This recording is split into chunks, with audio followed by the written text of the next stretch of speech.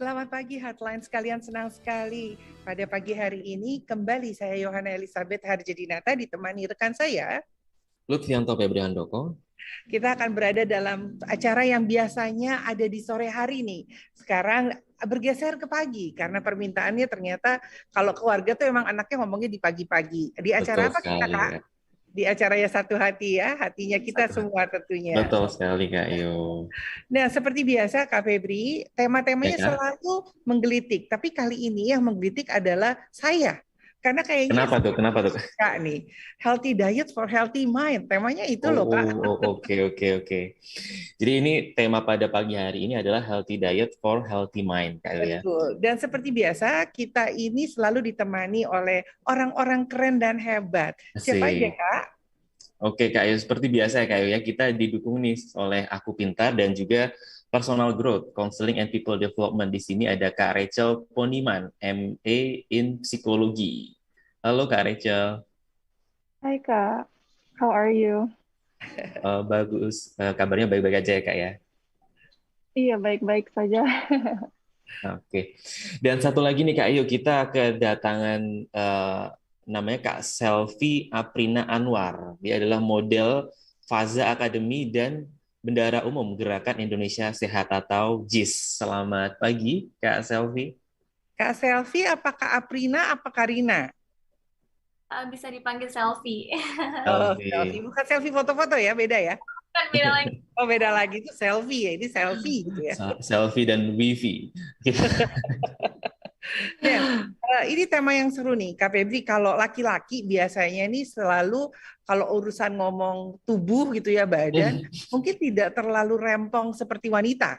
Atau mungkin Tidak terlalu sensitif lebih tepatnya.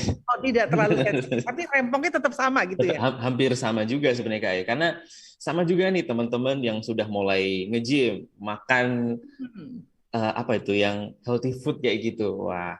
Dan ini Kak Yu, ini ada penelitian dari Dr. Carla Pramudita Susanto dari Halo Sehat. Jadi Ya. laporannya menunjukkan bahwa hampir 2/3 atau 2 dari 3 orang yang makan diet berkualitas tinggi setiap hari tidak memiliki masalah kesehatan mental. Apakah ini ada pengaruhnya ya Kak Yu ya? Oh, ternyata ada pengaruh antara makanan dan kejiwaan, Betul sekali, gitu itu ya. hasilnya. Antara kerempongan dengan kegilaan. Nah, itu. Dan ini juga ada Tapi berbicara tentang tentang healthy ya, kehidupan yang sehat. Ini sebetulnya adalah salah satu kalau saya bilang kalau kita tuh kan suka invest ya, investnya macam-macam ya. Ada invest uang di bank, bunga deposito, invest tanah, invest emas, tapi ada yang lupa tuh. Kita lupa invest untuk kesehatan kita. Sehingga pada saat kita muda, kita akan bilang ah YOLO, you only live once gitu. Jadi bisa enak-enak pokoknya aja. makan apa aja yang paling kita suka. Dinikmatin gitu, kapan lagi gitu, masih muda. Tetapi ternyata itu investment yang akan kita petik pada saat usia menjelang usia 40 ke atas nih. Kenapa saya bisa ngomong gitu? Karena saya adalah korban dari YOLO. Nah, berbicara dengan Selfie, Selfie ini kan juga bergerak di dunia modeling, di mana di dunia modeling juga ada tuntutan konon ceritanya di daerah Indonesia dan mungkin Indonesia Kutub Utara atau Pluto Mars sana gitu ya, yang mewajibkan harus ukurannya kecil-kecil, kalau nggak nanti TV-nya melar, nggak muat katanya. Nah, pernah nggak sih Selfie merasakan tekanan yang begitu dengan konotasi tadi gitu ya? Ini mungkin tidak di Indonesia ya, ada di Pluto di Mars sana gitu ya, yang Di menyatakan Wakanda. Wakanda bolehlah, Wah. Wakanda kayak Wakindi kayak terserah ya. Nah yang menyatakan model itu harus langsing gitu loh. Gimana nih Sel? Ya, sebenarnya betul sekali karena ketika kita mau fitting baju, semisal berat badan kita tidak proporsional, baju itu nggak akan muat dong. Otomatis kita sebagai model itu pasti dituntut untuk mendapatkan proporsi badan yang proporsional gitu. Berarti pernah mendapatkan tekanan ya untuk menjaga pola makannya gitu. Jadi bukan mencari kesehatan, tetapi lebih kepada penampilan, begitukah? Iya betul. Lebih ke penampilan aja sih biasanya kalau untuk model yang lain. Nah, Kak Febri, Ya kan? Mungkin yang masih di usianya masih remaja gitu ya, atau usia yang masa-masa produksinya tinggi gitu ya dengan aktivitas dan kegiatan, Betul. makan itu tidak menjadi satu. Ada orang yang gini nih, makannya banyak tetap aja kurus-kurus. Makannya dikit kok tetap aja Ya, jadi ya, kan gemuk-gemuk ada ya juga kayak gitu. gitu, bawaan gitu ya, bawaan gitu. Bawaan ya. Tapi bukan bawaan ibu hamil ya, Kak Febri, beda ya. Beda-beda. Nah, aku mau nanya dulu sama Kak Rahel sebelum Kak Febri yang tanya ya. Kak Rahel, adanya tekanan di dalam dunia sosialisasi, ini kan secara psikolog yang memang klinikal ya, berbicara tentang, tadi saya bilang, kita bicara healthy dengan mindset gitu ya. Apakah tekanan-tekanan ini akan membawa investasi pengaruh juga kepada perkembangan pola pikir, pola perilaku untuk masa depannya? Kalau tadi kita bilang investment di makanan, nah sekarang adanya tuntutan investment pola yang tidak menjadi sehat, tetapi lebih kepada style, kepada gaya, tetapi ternyata juga menumpuk investment untuk itu tadi pikiran. Nah ini bagaimana menurut Kak Rahel sebagai masternya nih di dunia klinikal? Silakan Kak. Iya, Kak. Jadi, you probably heard of CBT before. Jadi, in cognitive behavioral therapy juga dikatakan bahwa your behavior, your thoughts, and your emotions are all, linked to each other. Jadi, kalau misalnya kita take care of our body juga, kita makan makanan yang sehat, kita berolahraga, it's gonna affect our thoughts and emotions in a positive way juga, Kak. Jadi it's all definitely like correlated with each other. Ini mungkin kalau sedikit diberikan dalam bahasa Indonesia, bagaimana sebetulnya apa yang kita makan, apa yang kita lakukan perilaku sehari-hari juga mempengaruhi dengan pola pikir kita gitu ya, habitat kebiasaan ya. Betul. Oke, silakan Kak Febri. Nah, ini yang terkadang jadi kayak saling bertentangan kutubnya dalam artian tadi kalau yang diceritakan oleh Kak Selvi adalah apa yang dia makan, yang sehat-sehat tadi itu lebih kepada yang menjadi tuntutan pekerjaannya gitu. Bukan atas panggilan, oke aku pengen sehat itu biar nanti kalau kata Kayu tadi di usia 40 nggak ngerasakan mungkin yang sering encok atau yang sebagainya seperti itu. Apakah itu baik Kak Rachel? Ketika maksudnya berinvestasi kesehatannya itu karena tuntutan yang bukan panggilan hati gitu.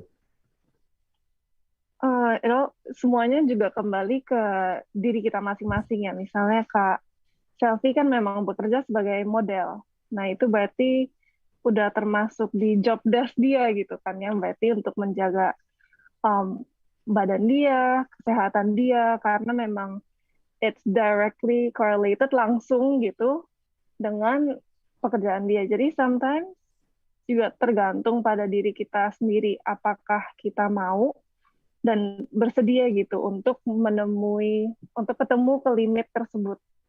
For example, mungkin Kak Selvi nggak apa-apa, mungkin kalau orang lain lebih nggak mau ketemu di titik tersebut. Jadi benar-benar semuanya ke subjective experience juga sih. Oke, sebenarnya tergantung tingkat penerimaan masing-masing individu juga berarti ya.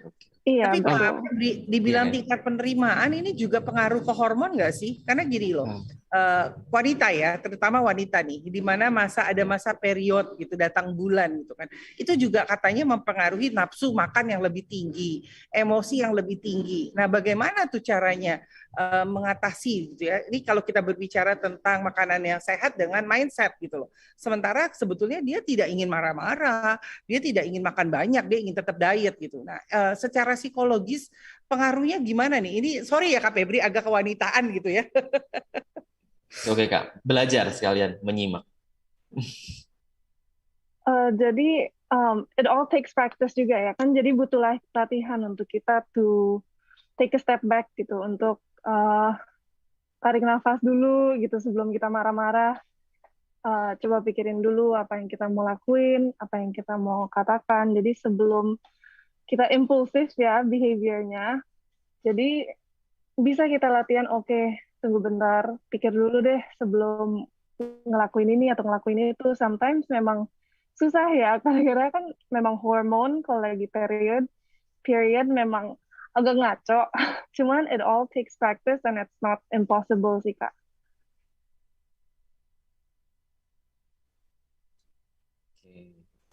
Iya, Kalau balik lagi tergantung. Tapi memang kadang-kadang suka ada excuse akhirnya ya. Ya kan lagi datang bulan, bolehlah gitu ya. Nah, Kak Febri, aku mau nanya ke Kak Selvi nih. Kak Selvi, silahkan. kan tadi dikatakan memang ada tuntutan gitu. Sebetulnya kalau saya perhatikan di zaman sekarang tidak hanya tuntutan sebagai model, ada salah satu perusahaan penerbangan sekalipun itu punya kriteria dengan berat tertentu. Jadi kalau sudah lebih dia istilahnya dirumahkan sampai dia kembali ideal lalu keberangkat lagi. Mungkin takut pesawatnya nggak bisa berangkat ya keberatan gitu. Nah, Kak Selvi melihat statement-statement seperti ini sebagai wanita, menurut Kak Selvi fair enough or tidak sih?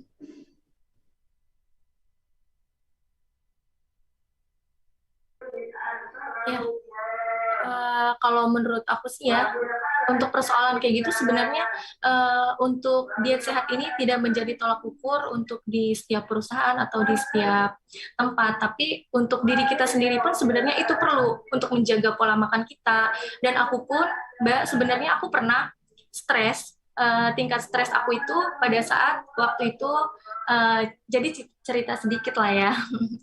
Aku pernah BB aku tuh di angka 6 dan turun drastis menjadi 45.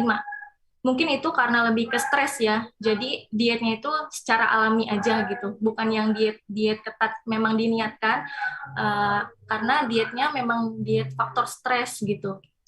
Dan itu tuh menurut aku yang memang kok aku bisa gitu dari yang BB aku 60 terus turunnya tuh drastis ke 45 gitu kan, tanpa direncanakan, karena memang aku jarang makan, terus pokoknya pola hidup aku tidak teratur. Mungkin tingkat stres aku lebih tinggi pada sebelumnya, pada waktu itu gitu loh, Mbak.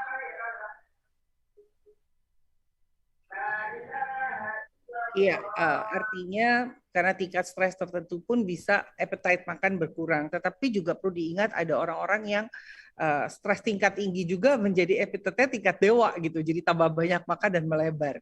Nah, berbicara healthy food, healthy mind gitu ya. Tadi kan dikatakan sama Kak Rahel itu sebetulnya pola yang terbentuk.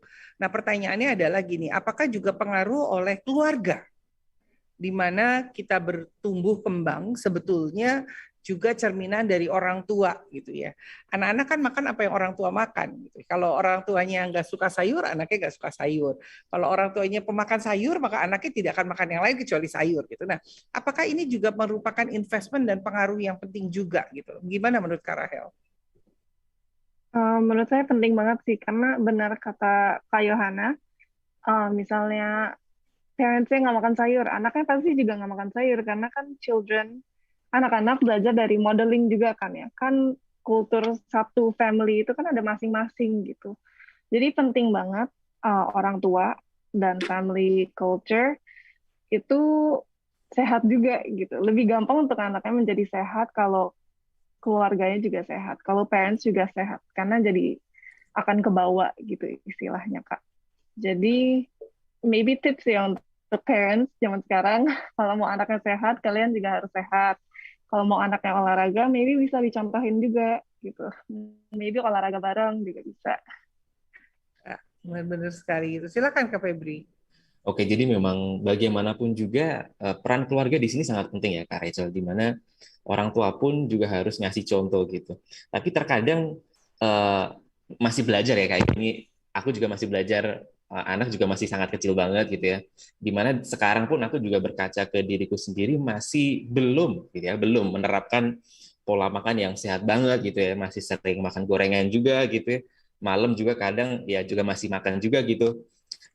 Gimana ya Kak Rachel dari sisi saya pribadi gitu ya, misal untuk para pendengar juga yang mungkin akan punya anak juga atau anaknya masih kecil agar bisa membentuk kebiasaan ini, karena apa ya, pola ini tuh sebenarnya sudah pernah saya coba juga nih Kak Ayu. Ada, kalau nggak salah tuh kemarin ada programnya apa sih, makanan sehat, itu saya juga pernah beli gitu ya. Lalu organic food saya juga pernah beli, tapi kayak Korban iklan dia. iya, kayak ngerasa stuck gitu, paling turun ya 2 kilo udah gitu aja. Habis itu stuck di situ aja gitu, nggak ada perkembangan selanjutnya. Nah, gimana caranya nih buat kita yang mungkin bukan para penggiat apa ya, hidup sehat gitu ya, biar nextnya tuh kita juga bisa jadi role model ke anak kita. Jadi biar istilahnya kitanya juga sehat, terus membawa keluarganya juga bisa jadi keluarga sehat gitu, Kak Rachel. Gimana cara merubah mindset saya nih? Jadi kalau Kak Rachel, misalnya ini minta gratisan konseling nih Kak. Abis ini kirim invoice ya. nggak apa-apa kok Bu. Canda. Lanjut Kak. Jadi kalau misalnya ini kan jadi kayak cheating gitu ya. Berarti kan kalau misalnya orang lagi diet kan ini cheat day gitu. Nah, penting juga diingat kalau cheat day itu sebenarnya sekali-kali itu nggak apa-apa juga loh. Nggak harus kayak sebulan 30 hari itu tiap hari makan sehat doang. Itu it's very okay kalau mau cheat day. Saya bukan nutritionist, tapi from what I've learned is that it's okay karena uh, it's okay to feel happy or like satisfied juga kan ya. Kalau misalnya terlalu hard on ourselves juga lama-lama dietnya akan nggak berhasil juga. Nah, kalau Stres juga misalnya kali ya, ngajarin, Kak? iya, stres juga kan. Jadi kalau ngajarin ke anak-anak, lebih penting ngajarin bahwa oke, ini makanan nggak sehat. Cuman kalau misalnya kamu makan junk food, harus di-balance out juga gitu. It's okay, tapi harus di-balance dengan olahraga, atau mungkin besoknya oke, nggak makan junk food lagi, makan yang lebih sehat gitu. Jadi lebih penting ngajarin itu sih, kalau life itu harus ada balance, makannya juga ada balance gitu. I know it's hard lifestyle-nya ya, karena kan kalau misalnya sebelumnya makan yang nggak terlalu sehat, jadi harus realistis juga ke diri kita sendiri. Maybe di minggu ini, oke, junk food-nya dikurangin sehari. Kalau udah berhasil, minggu depannya dikurangin lagi gitu. Jadi it all takes progress juga. Kalau misalnya terlalu melonjak kan nggak realistis juga ya. Oke. Cuma memang terkadang ya, Kak Rachel atau Kak Ayu dan Kak Sylvie, kitanya terlalu banyak ngasih kelonggaran ke diri kita gitu. Hari ini kita kasih cheating day, lusa iya lagi gitu. Dan di beberapa hari selanjutnya gitu. Nah, itu mungkin PR ke pribadi ya, berarti untuk mengkonsistenkan. Kalau dari sisi mungkin Kak Silvi pernah nggak sih ngalamin kayak masa di mana stuck gitu dengan harapannya di poin sekian gitu, tapi kayak masih terlalu tinggi gitu berat badannya. Dan kayak tadi kan mungkin dengan stres akhirnya bisa turun berat badan. Pernah nggak sampai istilahnya susah nih nurun berat badan, sudah dicoba program olahraga mungkin di gym atau makan sehat tapi juga masih stuck gitu. Dan apa yang dirasain gitu? Stres kah atau biasa aja sih? Aku jujur li pernah juga kayak gitu, kayak yang aku pengen nih turunnya berapa kilo gitu kan, tapi pada kenyataannya kok nggak turun-turun.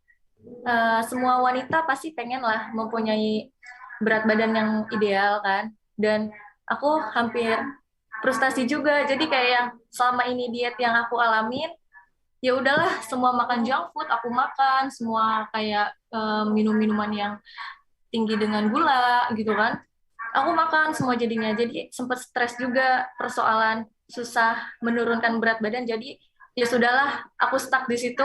Ya udah, aku makan yang lain aja gitu. Ditambah kayak aku punya self reward aku sendiri. Ketika aku pengen makan apapun, ya udah aku makan. Tapi sebenarnya itu nggak baik untuk kondisi tubuh kita sendiri gitu. Oke. Kalau Kak Ayu ada self rewardnya nggak buat misal udah menyelesaikan task ini nih, kadang kan wah kita beli boba nih, kita beli apa nih junk food, kadang kan gitu. Kak Ayu ada nggak kayak gitu? Masih di Kita nggak boleh nyebutin iklan karena kita tidak dibayar oleh iklan. Oke, aku sih setuju dengan Kak Rahel ya, karena memang ada masa di mana ingin sekali kayak Sylvie gitu ya, pengen turun gitu. Apalagi dulu kan saya suka bilang dulu badan saya langsing, sekarang sama L, tapi bedanya sekarang langsung bukan langsing gitu, jadi lurus gitu. Nah, ada bukannya nggak kepengen gitu, kepengen misalnya kalau kita lagi foto gitu, kelihatan tuh Kak Febri, aduh angle-nya nggak bagus sih, kok kelihatannya gede ya, harus dari angle sini. Pokoknya jadi itu saya bilang rempong sendiri ya, jadi mempengaruhi pikiran kita sehingga kayaknya kita nggak bisa jadi diri kita sendiri gitu. Dan saya setuju kata Kak Rahel, sebetulnya cheating itu atau kita makan sesuatu yang sedikit berbeda dari keseharian itu boleh. Kenapa? Karena kemarin tuh saya sempat ikutan PT gitu ya. personal trainer ceritanya nih beneran sih gitu loh. PT saya bilang gini, sebetulnya kalau kamu makan normal nggak apa-apa, atau makan yang sedikit lebih dari normal nggak apa-apa, tapi habis itu kamu harus dobelkan gitu loh. Jadi kalau yang olahraganya 1 jam, ya kamu bikin 2 jam. Yang keluarnya itu lebih banyak daripada yang kamu makan. Jadi memang akhirnya balik lagi sama kita. Kalau kita mau makan banyak boleh-boleh aja, tapi harus diimbangi dengan olahraga yang lebih banyak sehingga energinya lebih keluar lebih banyak daripada yang kita terima gitu ya. Tetapi di satu sisi ini mungkin pertanyaan buat Kak Rahel. Kalau kita berbicara tentang pola, tentang pikiran gitu, otak, di mana kalau kita terbiasa dengan tadi ya stres yang begitu tinggi akan tuntutan ingin ideal menurut kacamata kita. Sebetulnya ideal itu kan relatif ya. Ideal itu setiap orang berbeda. Tergantung mungkin dari jenis pekerjaannya. Tetapi dalam kehidupan sehari-hari, saya sering sekali orang bertemu dengan saya, no you are look good, kamu tuh udah cantik, kamu tuh udah cakep, udah ganteng. Jadi yang bilang kamu nggak ganteng tuh siapa gitu. Mungkin orang persepsinya berbeda. Nah, tekanan-tekanan seperti ini, kalau dia terus-menerus, akankah menjadi tekanan psikologis tertentu dengan istilah apa namanya gitu, sehingga perlu dilarikan dalam tanda kutip ke dunia psikolog atau klinikal oleh orang-orang yang melihat hal tersebut gitu. Jadi misalnya ada perubahan yang begitu drastis. Nah, ini parameternya, indikatornya sejauh apa sih Kak Rahel? Jadi kalau misalnya seseorang lagi diet atau lagi olahraga, itu semua tergantung ke apa goal mereka, apa values mereka. Misalnya goalnya mau sehat, mau hidup sehat, mau lebih banyak berolahraga, lebih aktif, atau mungkin beberapa orang goalnya yang seperti Kak Sylvie misalnya, lebih proporsional karena memang pekerjaannya sebagai model gitu. Jadi kalau misalnya orang lagi diet, itu semua comes back to the person. Mereka goalnya tuh mau apa, mau badannya seperti apa, contohnya seperti apa. Kalau misalnya kayak nge-gym kan ada tuh persentase misalnya body fat-nya berapa. Nah, it all comes back to what's the true goal. Jadi purpose-nya tuh apa untuk hidup sehat gitu, untuk makan dikurangi dari biasanya, untuk nggak makan junk food. Kalau kakak nanya tentang di mana batasannya untuk pergi ke psikolog gitu ya, itu bisa dilihat juga misalnya apa sih yang dilakukan untuk reach ke badan ideal itu. Kalau misalnya terlalu starve, misalnya nggak makan sama sekali sehari, udah beberapa hari nggak makan terus karena desperate banget nih mau kurusin. Nah itu kan dengan cara yang unhealthy ya, dengan cara yang nggak healthy. Nah itu mungkin nggak harus ke psikolog, mungkin bisa deh tanya teman-teman dulu atau parents, ini terlalu mengganggu nggak ya, or is it normal gitu. Kalau orang lain bisa bantu atau pergi ke psikolog bisa bantu, it's gonna take a journey juga, ya kan? Because sometimes kita terlalu sibuk di, oke, mau jadi kurus, tapi kita lupa goal kita tuh seperti apa, dengan caranya healthy atau enggak gitu. Ya. Nah, tetapi kan gini, ada satu penyakit yang kita sebutlah ya, orang makan terus dimuntahkan, gitu kan. Itu kan artinya sudah tingkat yang sangat parah, gitu. Nah, bagaimana sih kita melihat gejala-gejala ini, gitu? Karena kan kalau saya lihat itu lebih kepada tuntutan dia takut gemuk, dia ingin tampilan itu lebih kepada arah sana, benar kan ya, secara psikologis. Nah, sejauh apa kita bisa melihat itu dan kita bisa ngedrag, membawa keluarga, anak, kakak, adik kita yang mungkin arahnya ke sana. Mungkin ini yang menjadi concern pertanyaan saya. Jadi biasanya lebih susah dilihatnya ya, karena kan orang lebih nggak mau ngaku kalau misalnya mereka makan terus dimuntahin atau sengaja kayak nggak makan sama sekali. Kadang kan biasanya di kamar gitu, jadi lebih susah ya dilihatnya. Tapi bisa juga dari misalnya orang tua ngelihat anaknya begitu, atau bisa juga dari introspeksi diri sih, kayak is this healthy gitu, am I pushing my own limits gitu. Dan juga bisa dilihat kayak back again to the goal, kayak goalnya apa. Tapi kalau memang dari belief-nya dia udah harus muntahin karena ini the only way untuk kurus. Nah itu maybe bisa take a step back dan juga maybe it's time to meet untuk ketemu atau ngobrol dengan psikolog atau counselor gitu. Jadi nggak semua harus ketemu psikolog ya. Sometimes kan kalau misalnya kayak hari ini makan junk food, besok nggak deh gitu. Kayak gitu subjektif juga. Cuman kalau misalnya bingung, boleh banget sih ketemu psikolog atau counselor. Just to make sure before kayak lebih parah lagi gitu. Oke. Silakan Kak Febri. Oke, Kak, thank you. Tadi berbicara tentang diet yang tidak sehat gitu ya. Tadi sebenarnya bukan diniati diet ya, Kak Selvi, tadi ceritanya memang lagi banyak pikiran aja, lagi mungkin entah tugas atau apa itu ada masalah di sana, akhirnya berat badannya dari berapa 60-an sampai jadi 45 gitu.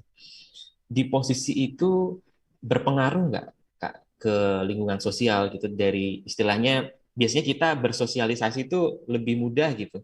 Kalau ada tekanan itu yang membuat badannya jadi lebih gitu, tapi akhirnya ke lingkungannya apakah ada dampaknya? Istilahnya sosialisasinya dengan sesama mungkin lebih berkurang, atau malah ke pekerjaan jadi lebih nggak produktif gitu? Ada nggak Kak pengaruhnya gitu? Oke, kalau untuk pengaruh sih udah pasti ada ya Kak Febri ya. Karena kan yang dari orang melihat 60 terus hingga 45 tuh bener-bener kurus menurut aku. Karena tinggi aku kan 165 dan itu kurus. Dan kayak teman-teman terdekat aku pun pada ngejek, jadi aku kayak kena bulian lagi gitu. Jadi sebenarnya nih kurus tuh salah nggak sih atau gemuk tuh salah nggak sih gitu. Jadi kepikiran lagi gitu kan, kayak mental health juga keganggu dengan adanya teman-teman dan lingkungan yang kayak gitu kan. Gitu aja sih paling. Oke, berarti bisa sampai kena bulian seperti itu ya Kak ya. Lalu kalau ya silakan Kak ya. Berbicara bullying gitu ya, ini kan Selvi mendapatkan apa ya, satu patokan untuk menjadi tampak ideal menurut kacamata pekerjaan. Pernah nggak sih sebelum masuk dunia ini sebetulnya Sylvie juga concern gitu di masa-masa remaja mungkin atau anak-anak gitu? Kalau untuk concern sih pernah. Aku mendapatkan persoalan seperti itu pada saat remaja di sekitaran pada saat aku SMA. Dan setelah mendapatkan kejadian seperti itu, ya sudah, aku sekarang konsisten untuk menjaga pola makan aku, gimana ke depannya aku harus punya badan yang proporsional gitu kan, yang ideal, karena menurut aku semua orang pasti mau punya badan yang ideal, yang bagus kan. Sorry, kedengaran kah suaraku? Kedengeran nggak? Oh iya ya. Bahkan kan ada juga yang menawarkan klinik kecantikan untuk perawatan untuk badannya, ataukah meminum obat-obatan gitu kan, yang untuk pil pelangsing dan sejenisnya. Bahkan menurut aku itu tuh nggak baik gitu, kurang direkomendasikan. Karena diet yang sehat itu ya harus dengan konsisten untuk diri kitanya sendiri gitu loh, menurut aku sih. Oke. Lalu Kak Rachel, berarti kalau di sini kita bisa ambil kesimpulan ada dua jenis diet ini. Diet sehat yang memang direncanakan dengan pola makan yang baik. Mungkin juga bukan pola makan aja, mungkin pola istirahat juga kali ya. Mungkin ada di sana gitu. Nah, di sini berarti ada diet yang nggak baik gitu. Nah, diet yang nggak baik ini ada nggak Kak dampaknya ke sisi mental gitu? Atau hanya sebatas ya badannya mungkin langsing kurus tapi sakit-sakitan, atau juga ada nih pengaruhnya ke sisi mental? Yang pastinya ada sih Kak, karena tadi kan kita udah ngobrol ya tentang misalnya behavior, terus kita punya thought sama emotion, semuanya kan nyambung ya sama yang lain gitu. Jadi kalau misalnya cara diet kita nggak bagus dengan sengaja nggak makan berhari-hari, atau berolahraga kebanyakan, misalnya sehari olahraga yang intens banget bisa berjam-jam gitu. otomatis kita punya thought dan juga emosi, emotional, akan berdampak negatif juga. Mungkin pertama-tama nggak kelihatan. Cuman lama-lama kan akan menumpuk, menumpuk, menumpuk. Misalnya sehari dia olahraga cuma 1 jam, biasanya 5 jam gitu. Nah dia kan pasti akan, aduh, masa 1 jam doang gitu. 4 jam lagi mana? Akan ada perasaan guilty-nya, terus kayak marah terhadap diri sendiri juga kan. Jadi akan semuanya numpuk ke satu sama yang lain, terus pasti lebih akan lama-lamanya akan ada negative thought juga, lebih negatif lagi, emosinya terdampak buruk lagi. Terus dari behavior perilaku mereka juga, aduh harus lebih, tapi ke limit yang buruk gitu. Oh, lebih olahraga lebih banyak lagi dari biasanya, lebih gak makan lagi gitu. Jadi semuanya selalu akan berdampak ke satu sama yang lain sih, Kak. Oke. Kalau berbicara diet sehat dan tidak sehat gitu ya, sebetulnya kan balik lagi kalau kita bilang tidak sehat, segala sesuatu yang berlebihan atau dipaksakan itu menjadi tidak sehat. Itu mungkin kuncinya Kak Febri. Tetapi yang menariknya adalah gini, pada saat kita berbicara kesehatan itu tubuh, jiwa, raga gitu ya. Di dalam pikiran terdapat jiwa yang sehat. Itu kan yang sering kita kenal di dalam dunia olahraga gitu ya. Bagaimana sih sebetulnya gini, mana ini kalau kita berdebat bertanya mana telur duluan mana ayam duluan. Nah sekarang saya mau bertanya nih kepada dua-duanya, mana yang lebih duluan, otaknya dulu yang sehat baru badannya, atau badannya dulu yang sehat baru otaknya? Oke, Kak Rahel dulu baru Kak Selvi. Kalau menurut saya sih lebih mulai dari niatnya dulu ya, keinginan diri masing-masing maunya lebih kemana gitu. Misalnya lihat dari Instagram, oh cewek ini kurus gitu, aku mau kurus juga. Atau misalnya, oh cewek ini sehat banget, aku ke-inspire nih mau makanannya lebih sehat, lebih bersih, organik, lebih banyak sayuran. Jadi semuanya mulai dari niat sih, karena dari niat menurut saya akan berdampak ke behavior kita juga, perilaku kita gitu. Kalau Selvi bagaimana? Jangan nyontek ya. Iya betul, aku setuju sama Kak Rahel ya. Semua pasti diawalkan dengan niat. Dari niat itu pasti kemudian ke otak, dari otak baru ke tubuh. Karena kenapa ke otak? Semua yang diatur itu sama otak. Dari otak baru ke tubuh, gitu loh. Menarik nih Kak Yoyan. Diawali dari niat. Tapi kalau saya dulu terpapar, kurang tahu itu pepatah Spanyol kah atau Portugal, mens sana in corpore sano, di dalam tubuh yang sehat terdapat jiwa yang kuat gitu ya. Berarti kan di sini dia berbicara tubuhnya dulu gitu, baru jiwanya yang kuat. Apakah itu juga betul Kak Rachel? Apakah sebenarnya dari jiwanya dulu baru tubuhnya kuat gitu? Itu ya bisa benar juga sih Kak, karena kan tadi kita juga ngomongin dari thoughts, behavior ke emosi kita, semuanya tuh selalu akan menyambung kan. Jadi sebenarnya tuh nggak ada yang benar yang mana duluan. Kalau dari saya personal, dari minat ya dengan personal experience, tapi mungkin dengan orang lain, oh kalau misalnya saya hidup sehat, nanti saya akan lebih positif emosinya. Itu juga benar. Jadi ya, kind of in a gray area, tapi benar juga Kak dengan pepatah itu. Ya. Nah, ada menariknya lagi gitu ya Kak. Saya pernah ketemu dengan beberapa orang yang berbicara tentang kesehatan dan makanan, yang pada akhirnya anak ini menyalahkan orang tua karena dia merasa badannya dia menjadi tidak sama dengan teman-teman yang lain atau tidak ideal menurut teman-teman yang lain karena orang tuanya memberi masukan gizi makanan yang bisa dikatakan berlebih sehingga overweight gitu ya. Nah, ada tekanan depresi yang dihadapi si anak ini dan dia menyalahkan orang tua karena dia merasa ini investasi orang tua gue, seandainya dulu orang tua saya tidak, maksudnya ya itu pola hidup yang saya segala, maka saya akan jadi cantik gitu. Nah, apakah ini sebetulnya suatu defense mechanism dari seseorang atau memang sebaiknya bagaimana membuka mata hati anak ini gitu supaya yang dipersalahkan tuh bukan orang tuanya lagi gitu. Mungkin ada invest dari orang tua, mungkin ya kita nggak ngerti ya. Tapi bagaimana untuk kasus-kasus yang seperti ini? Kalau kayak gitu sih, betul kata kakak. Mungkin ada, itu memang hasil defense mechanism dia ya, kan semuanya juga tergantung anaknya gimana dan family-nya gimana. Cuman untuk mengatasinya sih, bisa mungkin dikatakan ke anaknya, oke, mungkin itu yang terjadi di masa lalu, tapi apa yang kamu mau lakukan di masa ini, masa sekarang, kan yang udah berlalu nggak bisa kita utak-atik lagi. Cuman gimana kita react, reaksi ke past kita, itu yang lebih penting gitu. What we can control is now, not the past kan ya. Jadi, oke, kita boleh lihat dari masa-masa yang udah berlalu, things yang kita mungkin regret ya. Cuman yang lebih penting, oke, mau diapain tuh the regret? Mau hidup lebih sehat? Atau mungkin terinspirasi? Atau mungkin berdamai dengan parents? Bisa juga begitu. Tapi lebih ke introspeksi diri sih. Oke, itu telah terjadi, apa yang aku mau lakuin sekarang? Gitu.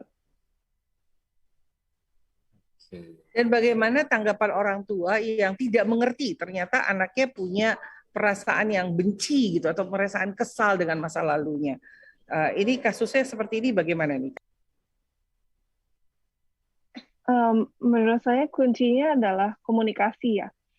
Mungkin orang tuanya nggak tahu karena nggak pernah nanya secara langsung kepada anaknya, atau mungkin sebaliknya anaknya nggak pernah secara langsung ngobrol gitu dengan orang tuanya. Oh, saya merasa mama dulu nggak begini, papa dulu nggak begini. Jadi dengan komunikasi yang terbuka gitu, dengan yang non-judgmental, nggak yang kayak oh dengerin langsung dipotong-potong gitu. Dengan dengan open communication, saling bertukar pikiran, bertukar perasaan, lama-lama hubungan parent dan child itu bisa semakin bagus ya dibilangnya, karena semakin mengerti satu sama yang lain. Tapi Kak Reco ya, mungkin cerita juga, terkadang di beberapa anak itu, dia ada gap yang cukup jauh dengan orang tua, sehingga dia mau ngomong apa yang dia mau, itu dia bingung gitu. Dia harus ngomong dari mana, kapan, itu dia bingung seperti itu. Nah, gimana Kak untuk tetap menjaga komunikasi, di mana terkadang banyak juga nih anak-anak yang istilahnya dia sungkan atau dia takut gitu untuk diskusi, untuk menyatakan apa yang dia yakini ke orang tuanya gitu. Orang-orang pasti berkomunikasi ya dengan cara yang berbeda ya. Misalnya satu orang lebih suka ngobrol, atau orang lain lebih dari perilaku mereka, mungkin dikasih hadiah atau ditulis dalam surat gitu kan, cara-caranya berbeda. Jadi harus bisa lihat ke diri juga sih, kayak apa yang saya bisa lakuin. Oke, kalau misalnya saya kurang suka ngobrol secara terbuka gitu, oke, dengan cara lain apa? Mungkin text message, ditulis, atau pelan-pelan, oke, beliin barang, beliin makanan, beliin hadiah, terus lama-lama semakin hubungan itu kayak seperti naik tangga ya, semakin lebih baik, semakin ada opportunity juga untuk kita, oke, maybe suatu hari beneran bisa nih terbuka. Semuanya takes progress juga sih. Nggak seperti gigi cabai Kak Febri. Langsung pedesnya kerasa. Cabai kerasa pedas. Soda kerasanya ini enggak. Ternyata perlu proses, dan jujur kita berbicara proses perlu ketekunan dan komitmen yang luar biasa. Dan berbalik lagi dengan otak dan pikiran yang sehat. Perlu nggak sih asupan gizi juga ke otak yang bisa ternyata membuat kita menekan stres tadi dan bisa easy life, atau sebetulnya tidak perlu gitu loh. Menurut Kak Rahel gimana? Sorry ya, habis ini saya bertanya sama Sylvie ya. Ini menarik sekali karena saya yakin nih yang pada pagi hari ini mendengarkan Se-Indonesia pasti bertanya-tanya juga tentang tidak jauh-jauh dengan pola kehidupan dan makanan asupan yang mempengaruhi dengan tingkat kesehatan otak atau tepatnya. Silakan. Maaf Kak, tadi boleh diulang pertanyaannya? Perlukah kita memberikan asupan gizi kepada otak kita, nutrisi, sehingga otak kita juga bisa tumbuh sehat gitu ya, seperti tubuh yang kita tekankan untuk menjadi ideal atau sebetulnya tidak perlu? Cukup dengan makanan yang sehat, maka otak kita juga akan menjadi sehat. Nah, ini bagaimana menurut Kak Rahel secara psikologis dan klinikalnya? Oke, jadi menurut saya kalau digabungin pasti akan progresnya lebih cepat ya.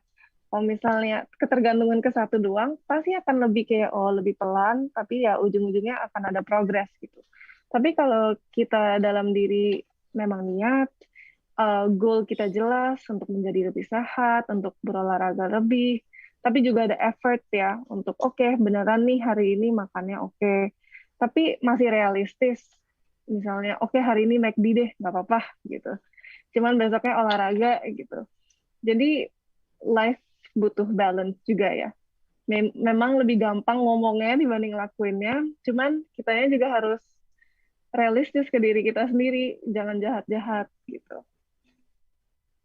Oke, menarik sekali. Nah, sekarang mau tanya sama Silvi. Silvi, setelah apa yang dijabarkan gitu ya, masih nggak sih punya pikiran untuk kembali kepada ideal yang menurut Silvi ideal itu harus langsing, bukan langsung. Yang menurut Silvi ideal itu adalah tuntutan seorang model, walaupun sekarang model-model udah mulai banyak loh yang bergeser kepada porsi yang berbeda dari zamannya dulu gitu ya. Nah, masih punya nggak sih rasa-rasa yang kayaknya nggak benar nih, atau memang merubah dari pembicaraan kita hari ini, merubah pikiran Silvi, atau mungkin Silvi sendiri ingin bertanya untuk Kak Rahel, silakan. Oke, Kayo, terima kasih. Ya, aku sih tadi mendengar apa yang disampaikan oleh Kak Rachel ya, lebih ke, oh yaudah nih aku harus merubah mindset aku sekarang, bahwa cantik itu yang nggak harus kurus, nggak harus langsing gitu kan. Yang terpenting komitmen kita untuk menjaga pola makan, makan makanan yang sehat, sayur buah, protein yang rendah lemak, dan olahraga yang rutin. Betul kata Kak Rahel, jangan pelit untuk diri sendiri ketika pengen makan McD. Oke, makan McD boleh, yang junk food boleh, tapi besoknya komitmen juga untuk berolahraga terus gitu. Masa pemasukan banyak, tapi pengeluaran kita pun nggak ada ya, sama aja bohong kan? Itu sih, Kak. Ini sudah mulai bergeser ya Kak ya, ini yang jadi mindsetnya. Oke. Lalu kalau berbicara tentang diet ya Kak, terkadang ada juga orang itu diet hanya mengandalkan makanannya aja atau mengurangi makanan tanpa olahraga. Gitu. Kalau Kak Silvi, apakah melakukan hal seperti itu atau juga masih diimbangi nih sama olahraga? Kalau aku dibarengi dengan olahraga, biasanya terkadang memang kalau siang kan kegiatanku padat, jadi aku olahraganya di malam hari, entah itu aerobik sendiri, atau pas di hari weekend aku jogging. Yang terpenting dalam waktu seminggu itu aku harus terdapat olahraga di hidup aku. Itu sih Kak Febri. Oke. Dan itu harus konsisten ya Kak ya? Kalau misal kelupaan, misal sebulan nggak olahraga gitu, apakah itu berpengaruh gitu atau karena mungkin mohon maaf ya kalau di saya pribadi dan beberapa teman-teman saya yang mohon maaf yang pria itu kadang kayak nggak apa-apa makan aja gitu ya, nggak olahraga ya kapan-kapan lagi gitu. apakah apakah mohon maaf ada pengaruhnya gitu ya, diet ini gitu ya, keinginan seseorang untuk diet ini berdasarkan gendernya gitu. Kak Rachel, ada pengaruh nggak kayak gitu? Sorry. Kalau secara kayak hitungan-hitungan spesifik sih saya kurang tahu ya Kak. Karena kan mungkin biologi laki-laki dan perempuan kan masing-masing laki-laki kan juga ada perbedaan ya. Dengan misalnya berat badannya dengan kondisi lemaknya itu jujur saya kurang ngerti sih kalau spesifik seperti itu. Cuman memang pasti ada bedanya. Masing-masing orang juga ada berbeda. Karena misalnya tulang saya dengan tulang kakak kan pasti berbeda juga ya gitu.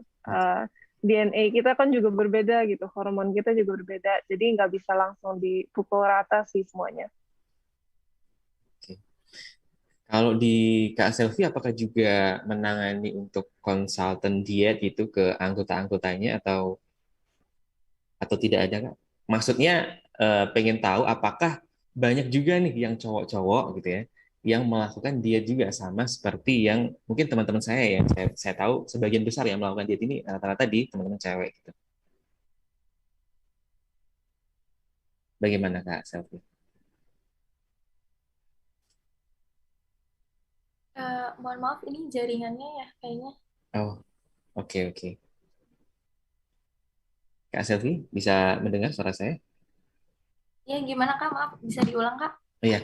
Eh, mungkin di anggota kakak, karena kan kakak di gerakan Indonesia Sehat ya, itu rata-rata yang memang melakukan program diet atau pola hidup sehat itu apakah sudah rata balance gitu ya antara cewek cowok atau masih banyak didominasi oleh cewek gitu? Oke, kalau untuk di lingkungan sekitar aku, terutama di organisasi aku ini, lebih banyak ya didominankan oleh cewek. Karena yang menginginkan postur tubuh yang ideal itu lebih ke wanita sih Kak, daripada ke laki-laki. Mungkin kalau untuk laki-laki lebih ke masa bodoh aja ya, ya udah deh terserah, yang penting kita happy gitu ngejalaninnya. Cuman kan kalau wanita lebih ke banyak insecure-nya terhadap dirinya sendiri gitu lah Kak. Oke, berarti memang ada sedikit perbedaan ya kak ya, insecure. Apakah insecure ini muncul dari dalam diri atau insecure yang dibuat oleh bukan dibuat, tapi tercipta dari ekosistem kita gitu ya, dari masyarakat bahwa cewek itu harus seperti ini dengan kriteria seperti ini, atau karena memang sebatas dari dalam diri aja gitu kak? Kayaknya lebih kebanyakan ke diri sendiri sih, kayak ngelihat ini kok cantik banget gitu ya kalau kurus, kok kita kayak gini gitu, lebih ke insecure sama diri sendiri aja sih Kak, kebanyakannya gitu ya, mungkin mayoritasnya gitu. Ya, menarik sekali memang kalau kita berbicara tentang dunia kesehatan, khususnya pola tubuh kita ya, bentuk tubuh kita tepatnya. Nah, ini nggak kerasa nih sudah hampir 1 jam. Kak Selvi, saya mau bertanya, seandainya gitu Kak Selvi punya pilihan, boleh tahu nggak sih menurut Kak Selvi yang cantik, yang ideal itu seperti apa sih? Kalau menurut aku ya Kak, cantik ideal itu sekarang eh, tubuh itu tidak menjadi tolak ukur untuk menjadi cantik. Cantik kita bisa dari mana aja. Cantik itu bisa dari dalam diri, inner beauty kita pun bisa keluar tanpa harus dilihat dari postur tubuh kita, apakah kita gemuk, apa kita obesitas, atau kita lebih kurus, karena semua orang itu punya kekurangan dan kelebihannya masing-masing ya Kak. Jadi cantik itu menurut aku pribadi ya nggak harus menuntut soal tubuh gitu loh Kak. Setuju sekali ya, menarik ya. Akhirnya pembicaraan kita membawa patah hati Silvi bisa mengatakan yang ideal itu tidak selalu terpaut dari ukuran pola tubuh, tetapi juga perlu diperhatikan kalau pada saat kita menjadi obesitas itu juga tidak baik karena dengan demikian kita membuat diri kita meninvestasi berbagai penyakit kelak di dalamnya akan timbul sesaat gitu ya. Nah, Kak Rahel berbicara tentang kesehatan dan mindset atau pola pikir kita yang sehat gitu ya.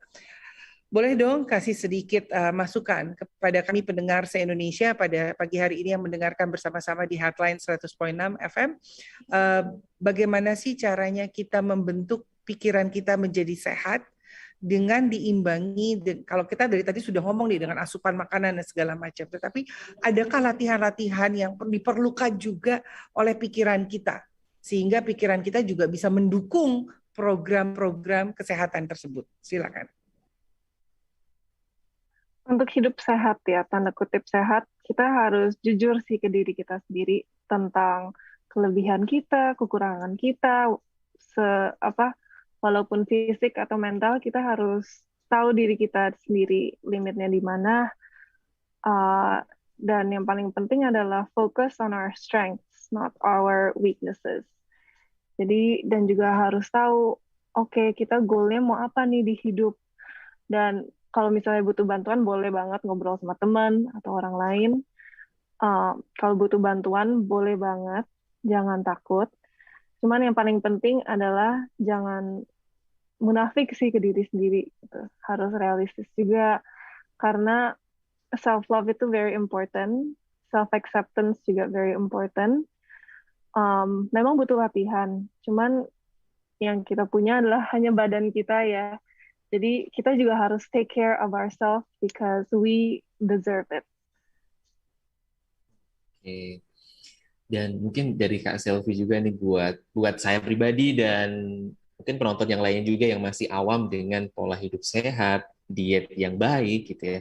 Bisa nggak Kak, dikasih mungkin guidance atau panduan sederhana buat kami-kami yang masih awam dengan pola hidup sehat ini, dari mana harus memulai, bagaimana untuk memaintain agar namanya niat kadang ini ya naik turun seperti itu. Silahkan Kak Selvi.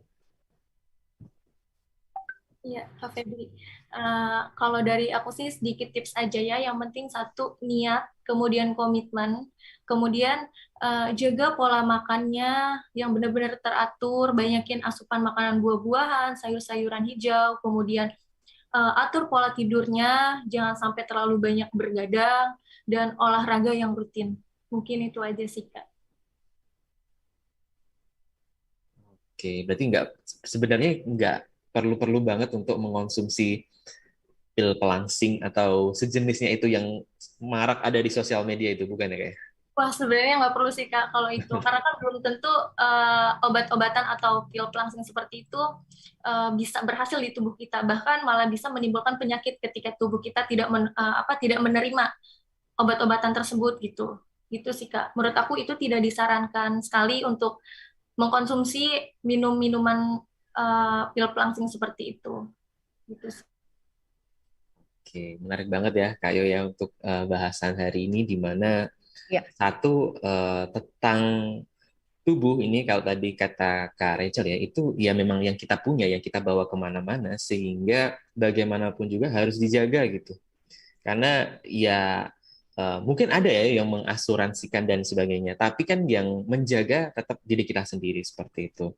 Sehingga tadi ada saran-saran nih dari sisi Kak Selvi ya, bagaimana menjaga pola makannya, terutama dari sisi niat dan konsistensi, karena seringkali itu sering tergoyahkan gitu ya dengan mungkin lewat kemana di mall gitu ya, aroma makanan kan ada di mana-mana ya, jadi pengen aja gitu, pengen jajan seperti itu, sehingga perlu menjaga niat dan komitmen gitu ya Kak Yo.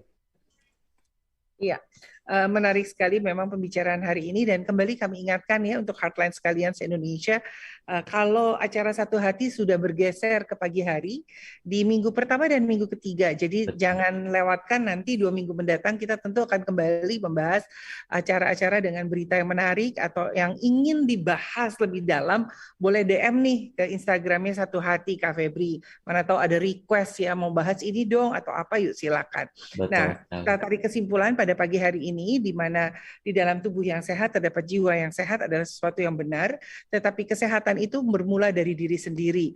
Bagaimana kita menginvestasi dari pola hidup kita, keseharian kita dari pagi hari, bangun tidur hingga malam hari adalah tabungan kita di masa depan. Jadi apa yang kita makan harus sesuai dengan apa yang kita keluarkan dengan energi dan olahraga tentunya. Senang sekali, terima kasih untuk kedua narasumber yang luar biasa, untuk Selvi Aprina, untuk waktunya, sukses selalu dengan dunia modelnya. Kak Rahel, sukses dan salam untuk teman-teman di Personal Growth. Akhirnya saya Yohana Elizabeth Harjadinata bersama rekan saya Lutfianto Febri Handoko mengucapkan salam satu hati, hatinya kita semua. Sampai minggu semuanya. mendatang. Terima kasih. Mari. Thank you Kak Rachel, thank you Kak Selvi, thank you Kak Yo. Thank you Kak. Ya, Kak.